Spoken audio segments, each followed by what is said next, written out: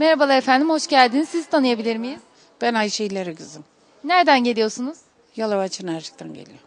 Ne rahatsızlığınız vardı? Benim şiddetli öksürük vardı. Hamdolsun Allah'a o öksürüğüm kesildi. Ne kadar zamandır vardı öksürüğünüz? Benim işte 1,5-2 ay kadar öksürüğüm devam etti. Ondan da bayağı bir çok fenalaşmaya başlamıştım. Nasıl etkiliyordu öksürük sizi? Öksürüğüm gözlerimden yaş akıyordu. Hep kaçırıyordum üstüme başıma. Çok kötüydüm ben. Bitkisel ürünleri ne kadardır kullanıyorsunuz? 3 ay kullandım. Ne gibi faydalar gördünüz? Ne gibi faydalar? Eskiden yürümem de evden dışarı bile çıkmak zor geliyordu bana. Şimdi biraz yürüyorum Allah'a şükür eskiye göre. Bir de öksürüğüm kesildi. Ben ondan başka da bir şey şu anda yok. İnşallah daha da iyi oluruz. Ne diyelim, yapacak bir şey yok. Allah razı olsun ondan da sizlerden de yavrum.